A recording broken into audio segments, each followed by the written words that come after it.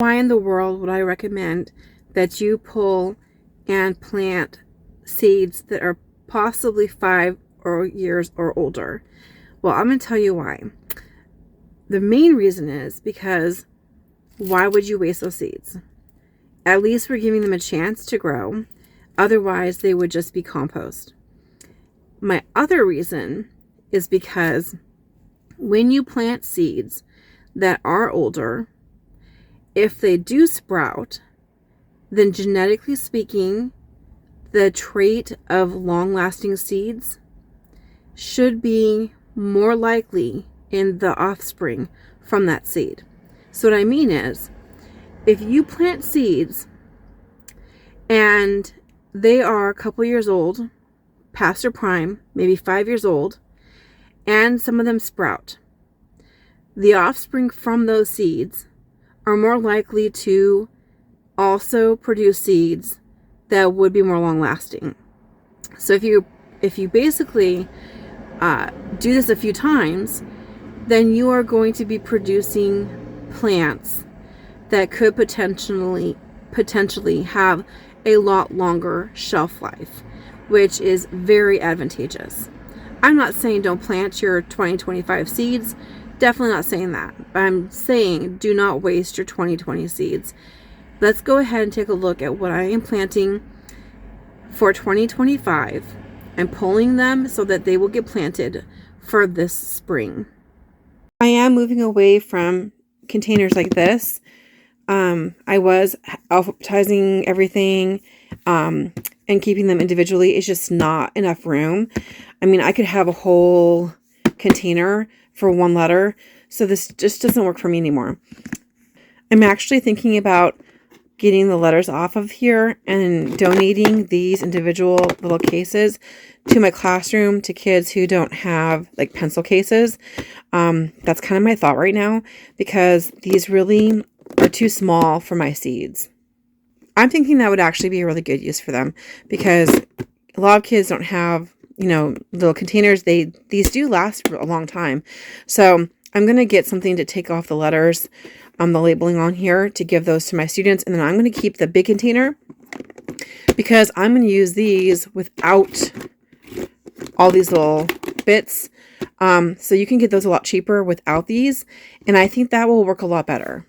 Here's another seed binder. And I think most of these seeds are going to be 22, 20, 23. And, so I'm not going to go through these right now. I'll go through this another time.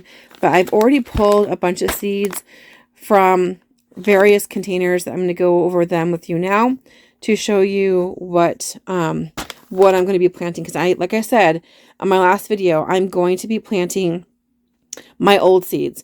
I've had several people comment that they don't think maybe that they might not grow. But I can guarantee you that a lot of my seeds that are old are going to grow, and I'm going to prove it to you. So many containers like this where I have them all labeled. I'm going to get the labels off, like I said, and then find a way to repurpose them. I'm thinking, like I said, possibly giving them to my students, offering it to them to see if any kids want one for their pencils and stuff.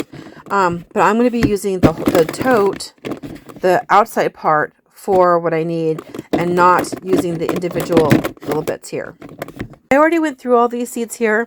These here are all 2024, 2025.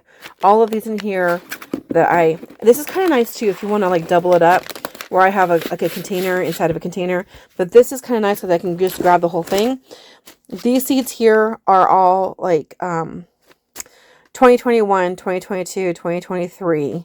And these all here are 24, 25. This is nothing. This doesn't even put a dent in what I have. So I'm just been going through and kind of somewhat sorting them. That, these are going to be the next ones I have to do. And then these would be like for next year or the year after. So I'm going to hold off on some of the ones that I'm like really excited about. I'm like, oh yeah, that's so neat. Actually, the coffee can't wait. It can't last that long. So I'll pull that one off. Some seed varieties will not last very long. These might actually be too late because you really want to plant coffee like right away. But there are some seed varieties that can last a really long time. They've even found seeds that are thousands of years old. They found like a date palm seed underneath like an ancient civilization that's thousands of years old, and they were able to get it to sprout. Now they had specialists, so don't expect that, obviously. I found seeds in my classroom once that a previous science teacher had 20 years like ago, and none of them sprouted. So I'm not going to say to expect them to last that long, but they definitely last longer than the packaging says. It's just like a sell by date, right? If you look online, you're going to find a lot of different resources will state different dates. Some will say plant it within a year, planted the year that it's, it's pulled, planted by the year, the sell by year, planted within 1 or 2 years. And I mean that if you don't have old seeds, then do that, right? If you only have seeds that you bought this year, then plant those seeds, obviously. But if you bought seeds in previous years and you haven't used them yet, make it a priority to plant those seeds this year so that they don't get wasted.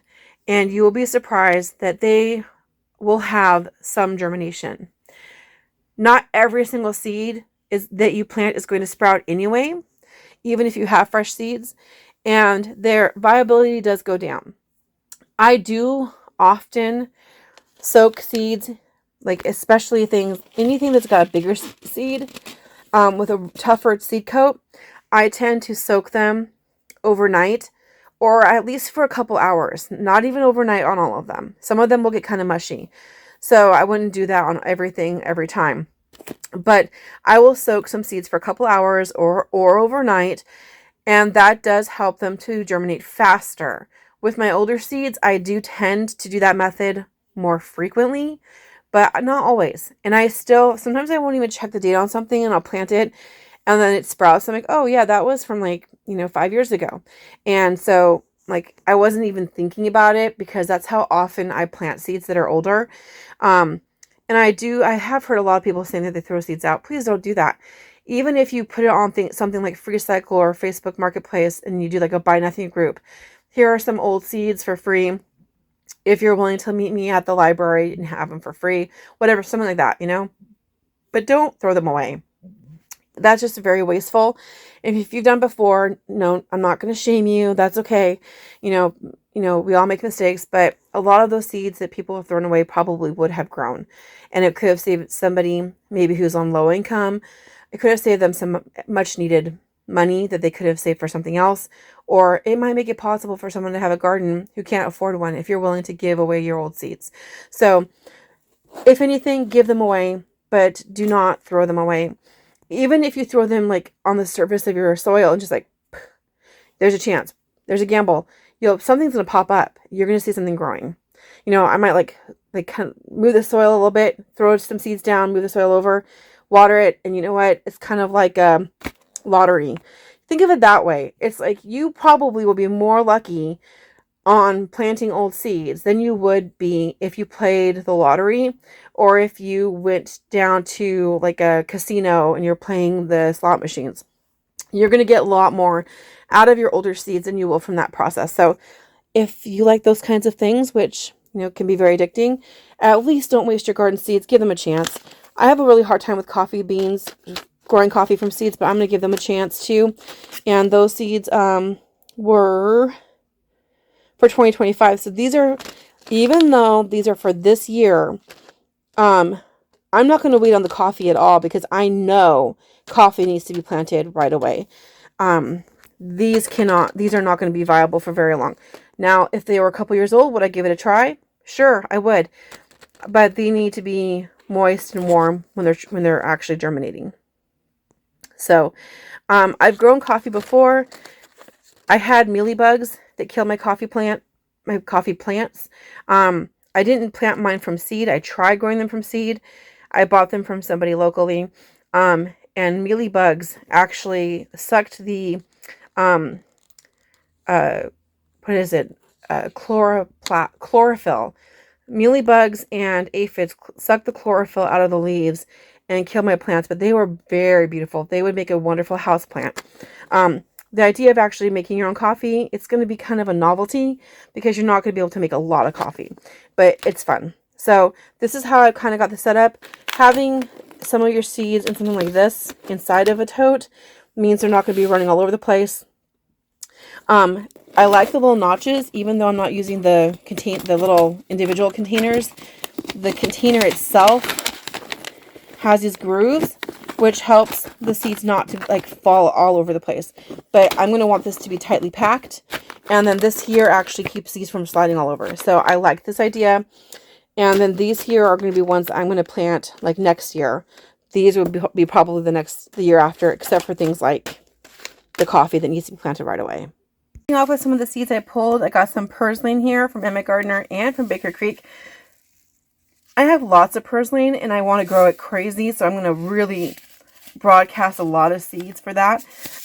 If you're not familiar with Purslane, it is like the most healthy plant you can get that's like on the planet Earth, basically. That's not in water. So it has omega-3 fatty acids, which is really rare to find in that kind of abundance. So you want to grow Purslane. A lot of people pick it out like a weed, but it tastes so good. Why would you do that? I also have some Hollis oat seeds there, and it looks like I've got some extreme poppies and some broadleaf plantain as well. And here's some parsley. Now if you have parsnips, you want to plant them right away, but I think the parsley will grow. Some orange pansies from Nikitovka. They've got really cheap seeds. They're out of Ukraine. And then I've got some packages of Blue Hubbard squash. I made a note here that these are maximas because you can grow the different, so there's lots of different kinds of squash. There's like maxima and moshada. I'm not sure if I'm saying that right. If you're growing the species, they don't always say the species on the outside. So if you look it up, if you're growing the species maxima, they're going to cross with each other. But you can grow a maxima and a moshada, and I can't remember the other one right now. If you want to pop comment below, but there's like 3 main types of squash. And if you're growing them, the different 3, then they're not going to cross. But if you grow them in the same group, that maxima, they're going to cross. So if you're trying to seed save, maybe choose one from each of those species. Like this one here is a flat white boar pumpkin from Urban Garden Project. So if I want to seed save, I'm not going to want these in the same garden because I don't want those to cross. If I'm just growing it for the food, then go for it. But if I'm going to seed save, I don't want them to cross. I want to have my heirlooms stay heirlooms. This common evening primrose is actually from my garden. And if you let them go, they are huge. They can be kind of weedy, but they are native and there's benefits to them. I haven't gotten into all of the benefits, but I'm going to in sometime in the future because I just have tons and tons of seeds, and that's not my only packet. And you can see there's just thousands of seeds in here. That's the common evening primrose. Wasabi radish. That's not true wasabi. It's a radish that tastes like it. Long grain rice. More long grain rice. French breakfast radish. Watermelon radish. Looks like a watermelon. Does not taste like a watermelon. LOL. It does not taste like watermelon. If you have your mouth all puckered for a watermelon and you taste that wet radish, it is a radish. It just looks cute. I have time to watch my video. There's some time. And there's some Russian tarragon. And I came across a bunch of watermelons. Honestly, it's because I gave up on watermelon, but I'm going to get back into it. So I love the yellowy orange flavored watermelons. They taste so much better than the reds. I'm sorry to say. If you think red watermelon tastes better, pop a comment below and let me know. But which flavor of watermelon do you like the best? I definitely love the orange fleshed type. They are so sweet. Here's a Congo watermelon, black sesame. Here's a Moshada Long Island cheese pumpkin. So I could grow, you could grow like this and this, from my understanding, and these won't cross because this one is a Moshada and that one's a Maxima. So I could grow those two if I chose to. I'm going to grow everything because at this point I just need to use these seeds. David the Good, he does like a lot of land races with his squash and stuff. So you could do it that way too and just see how it kind of blends together. Just make sure that you're using all edible types of varieties. So I've got some black seed sesame grain. This one here this is kind of hard to find. It's Scorzonera, and it's the edible roots here. So those are kind of rare and hard to find. Definitely not going to waste those seeds. Desi squash, savory. Here's a pepo. So I could grow this pepo and the moschata and the maxima, and that will be fine. They should not be able to cross. If you are a botanist, correct me if I'm wrong, but that's the research I researched, and it said that the pepo, the moschata, and the maxima don't cross each other. But if I had two pepos, different varieties, they would. So that's one way around the rule of you can only grow one type if you want to seed save. Summer squash, another pepo, and this is a Wolf and Butternut. I've got some spaghetti squash, which is a winter squash. Oh, so I'm not growing this to have tobacco. I'm growing this for other reasons. Pop a comment below if you think you can guess my reasons for growing this organic Aztec tobacco. This is older, so I hope it does grow. But I don't smoke, so why do you think I would grow that? Do you have more time for thyme? And then this one here I didn't flip. Blah, blah, blah. Here we go. This one is Welsh onions. Here's an all-sweet watermelon. Orange tender sweet. Those are so yummy. There's another orange variety right there. I've got straw flower, black tilt mountain watermelon, red straw flower, black sugar cane. Ooh, that's going to be fun.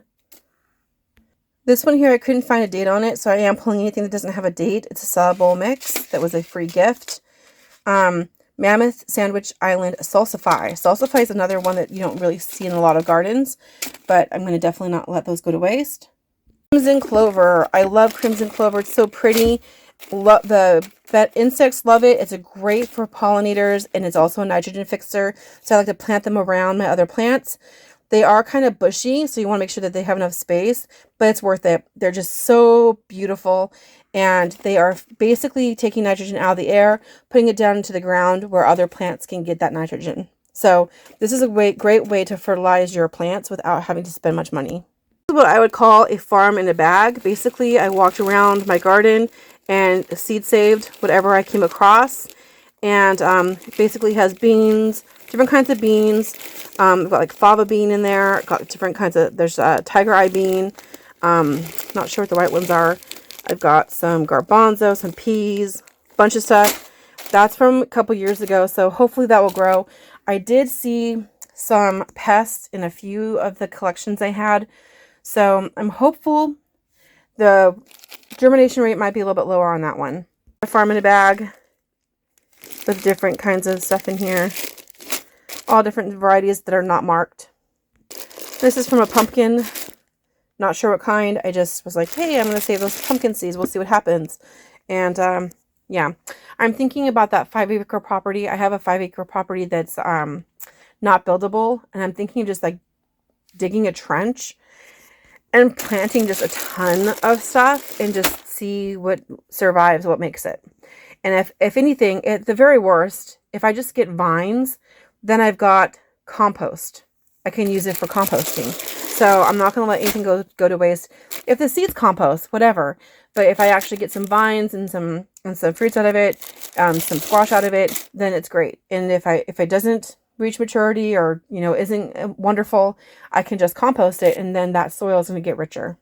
Aren't beautiful? There's some fennel that I seed saved off of I just put it on a plate. I got some more green purslane. And who knows what this is? What is that? Oh, that's rosemary. Yep, that's rosemary. Okay, from my plants, which are beautiful, absolutely stunning, huge rosemary plants. They smell wonderful. It was from a seed swapping, and she put her name on it, so I'm going to cover that up. Coloma spider plants. Yes, spider plants actually do produce flowers and seeds. It's crazy. Those are house plants. Got some early fall rapini broccoli. They're probably very old seeds, so if they sprout, then it's a miracle. Right here, I gathered in 2017 from some flowers, and they're from 2017. I don't know what variety they are, so I'm going to just go ahead and put them in a hanging basket and just plant them out and then see if I can identify them later. Here I have some spiderwort. They are actually from my plants, so I have some spiderwort seeds. I do still have chaff in there, and I'm not going to waste my time trying to separate it. Here's some corn salad, cantaloupe. These are sugar beets, and I bought them. They were for 2020 from Seed Ranch. And sugar beets, I'm going to actually make my own, kind of a crude sugar. If you want to see that in the future, make sure you click like and subscribe. But I think it would be a really fun project to grow and process my own sugar beets actually into sugar. More spiderwort, some blue flax, buttercup squash, more purslane. I told you guys, this is from 2017. I can almost guarantee you some of them will sprout, and I've got plenty to spare, so I can be really generous when I'm sowing them. Some horned melon. I'm not sure if I want to plant them or not. I've heard some mixed reviews, but, you know, I might as well. And more calendula. This one is pink. Most of my calendula is orange, so that will be fun. This baggie looks like a mixture of seeds. I got lazy with the labeling. I'm going to guess that's probably Rose Campion mostly. In here I've got some sunflower seeds, eggplants, and blue lake bush beans. And, oh, these are mouse melon seeds, bonbon yellow calendula, mammoth basil. Oh, that's going to be exciting for delicious caprese salads. Large leaf basil, some more eggplants, some more. These are golden beets, not sugar beets. Golden beets are very yummy, very, very yummy. Here are some Turk's turban squash that I harvested in 2020.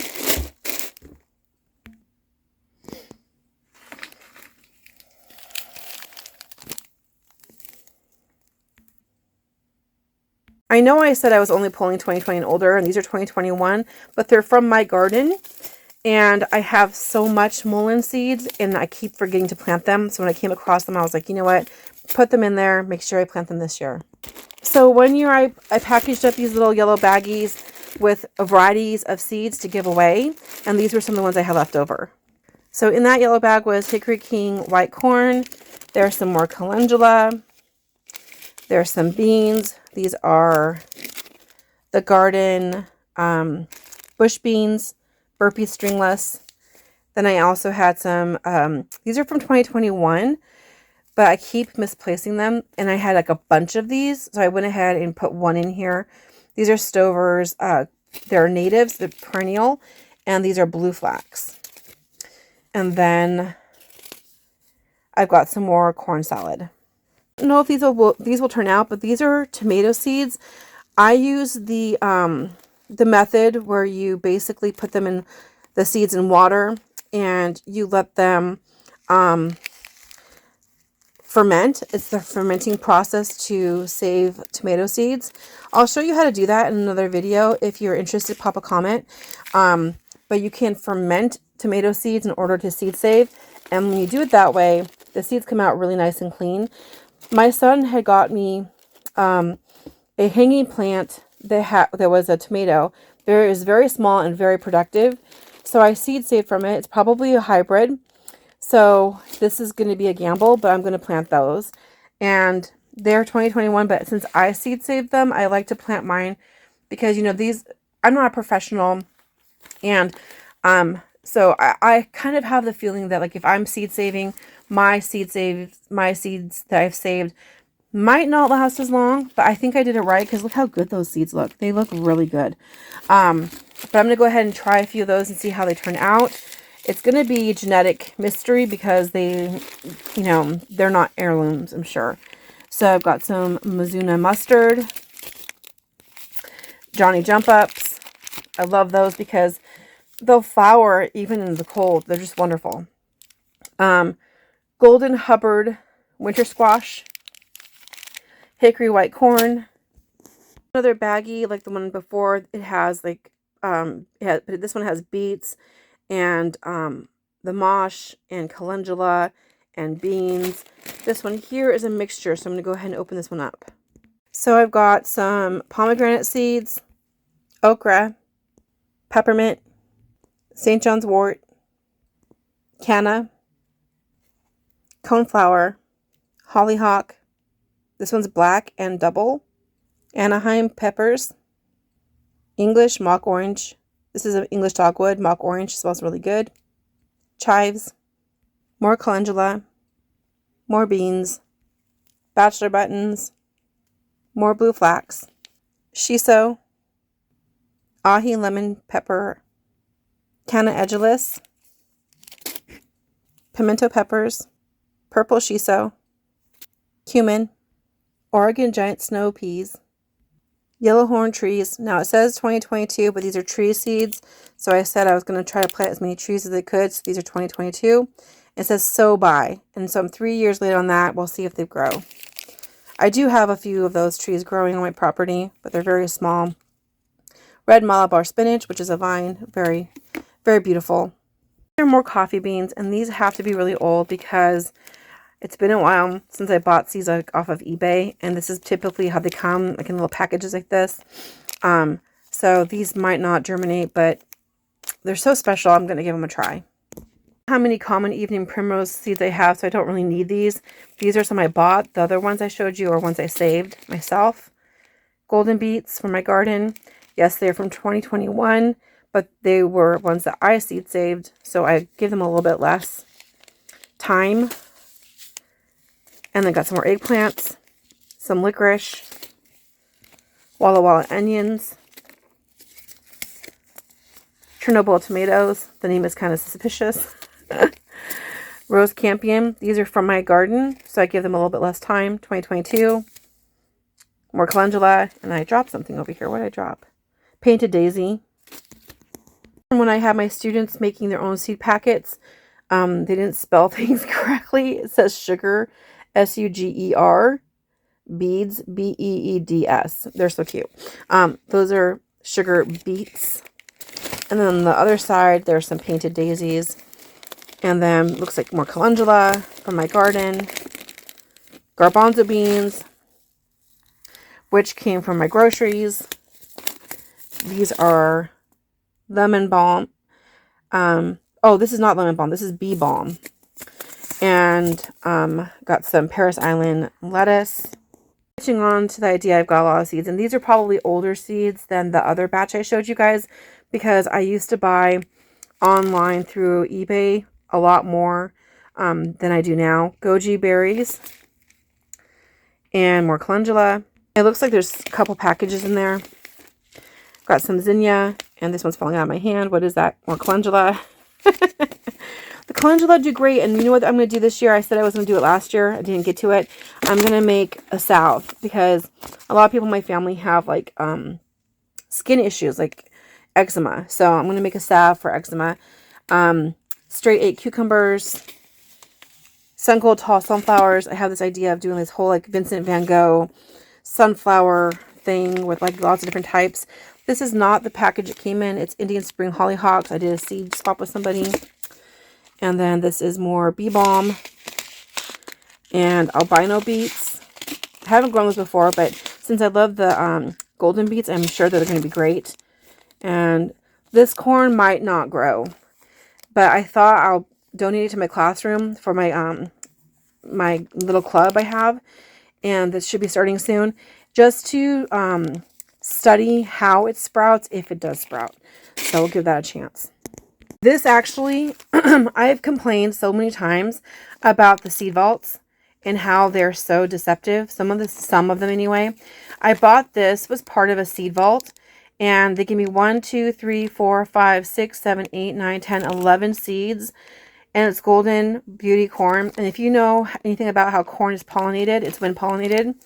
And you have to basically have a good sized block of them for them to pollinate very well. because every single little string of the little tassels, they all connect to one of these little kernels. So if you don't get good pollination, you'll have like an empty cob with a few Frankenstein little corns here and there. It looked like an animal ate it, but basically it won't be fully pollinated. So this is terrible.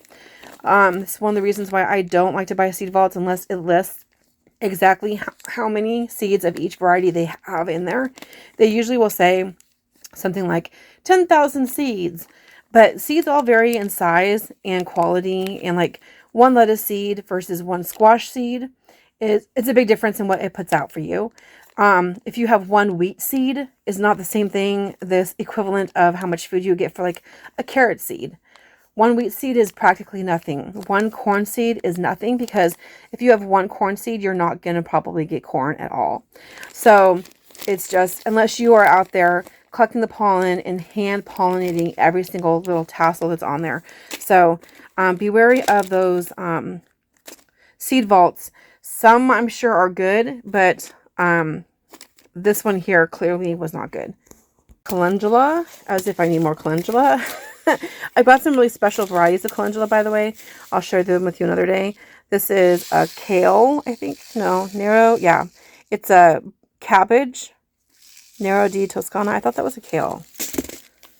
And then I've got some more mullein. I've got plenty of mullein to spare. If anyone lives locally and wants some mullein, let me know. This is probably more mullein. Yes, it is. And then this one sounds like a bad word, so I'm not going to say it. It's an eggplant.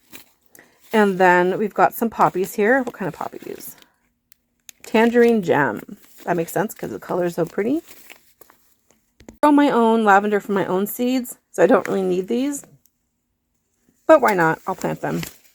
And then in here, these are dandelion seeds. This was a seed packet one of my students put together and didn't finish. What's inside?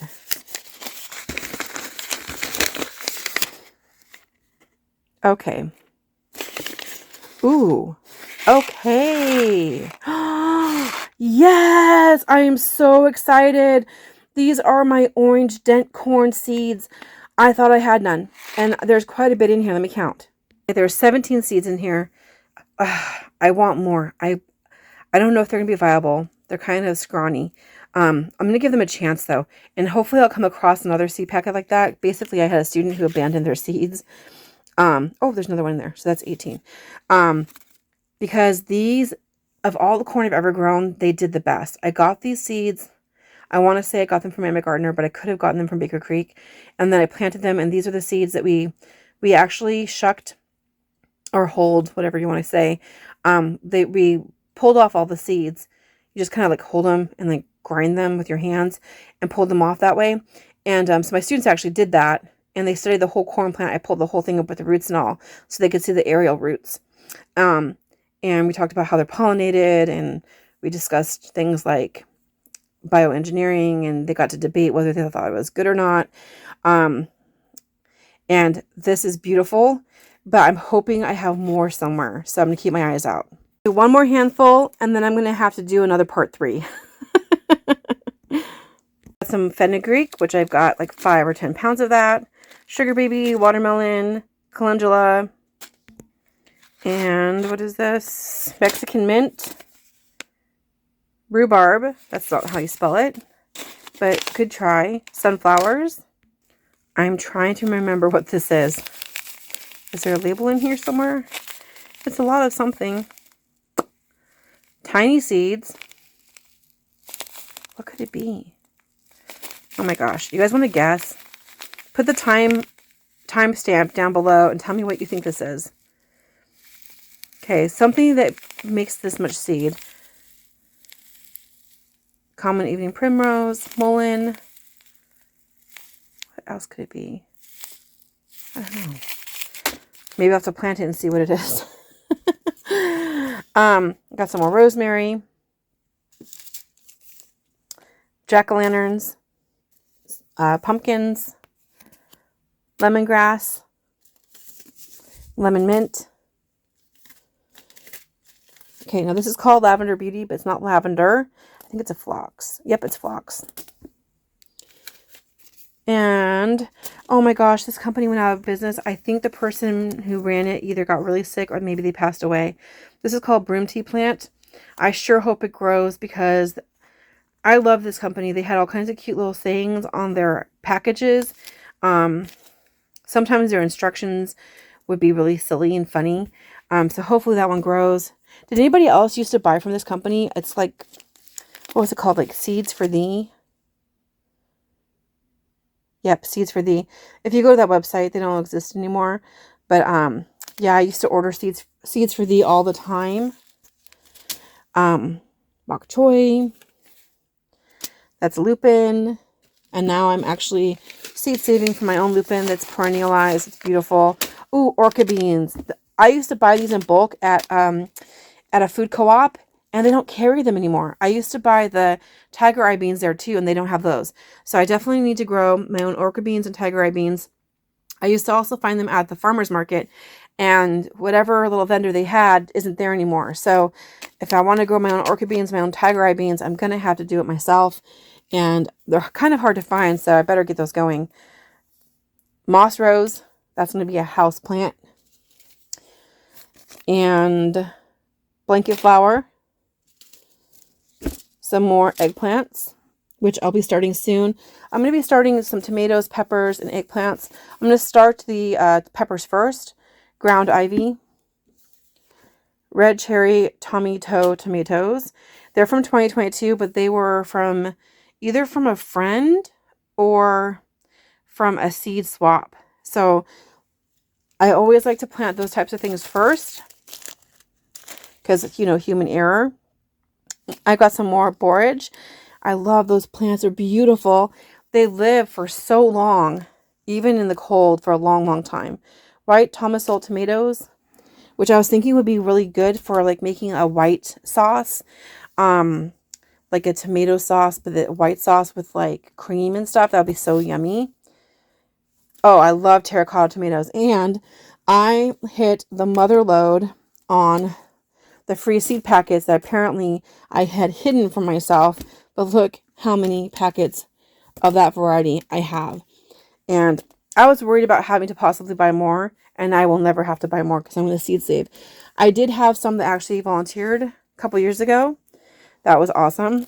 Got some spoon tomatoes. Not sure if they're going to be worth growing because they're so tiny. But you know what?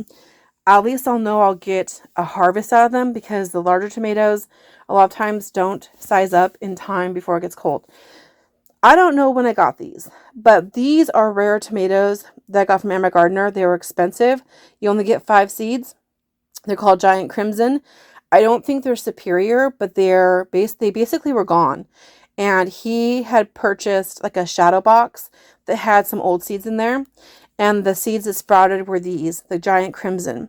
So he has he's trying to like revitalize these and make sure that they last. I tried them. I was not successful with my first packet.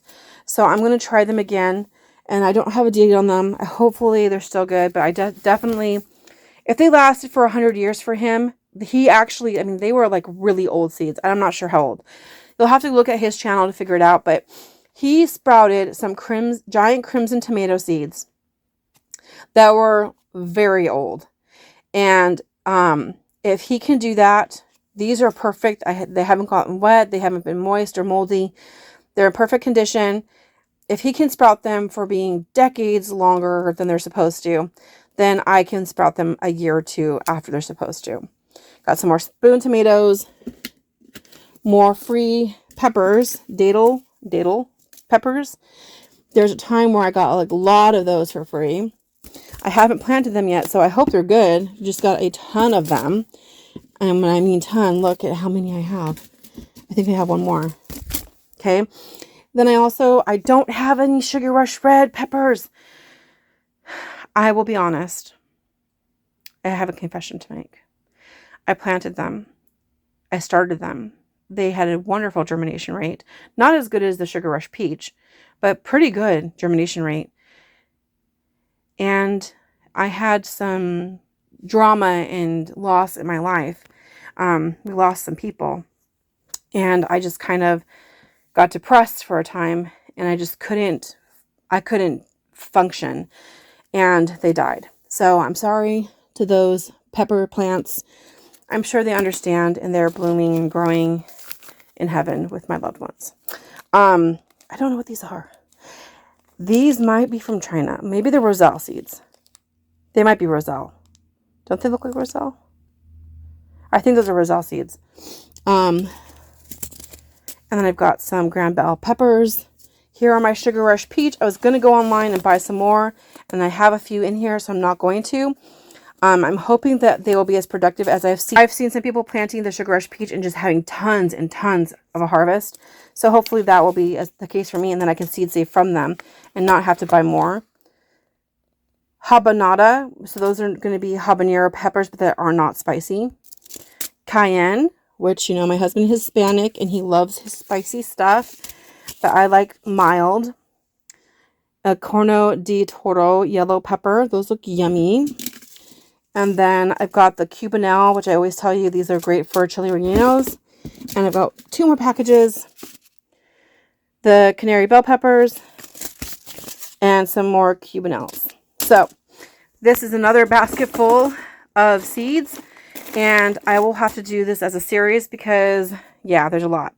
I'm going to have to be generous with my friends and family because I cannot plant all these in one spring or summer, and I'm definitely going to need to donate some plants to them. I don't think they're going to be as receptive to seeds as they would if I was to give them starts. So I'm going to do a lot of starts, and then I can actually do some germination testing and prove to you that seeds that are 5 years past their prime will actually grow. And I'm certain, I'm really optimistic. I shouldn't say certain. I'm very optimistic that most of these seeds are going to grow. All right, you guys can make some bets in the comments below. You know, live risky and make a bet right here. It costs you nothing. Make a bet in the comments. Which kinds of these seeds do you think are going to grow? Are there any varieties that you think will do better than others? Planting them 5 years past their prime. Are there any that you are certain will not grow? You know what I say at the end of my videos? Be good, be sweet, grow a garden if you want to eat. And do not let your seeds go to waste. I'll see you next time.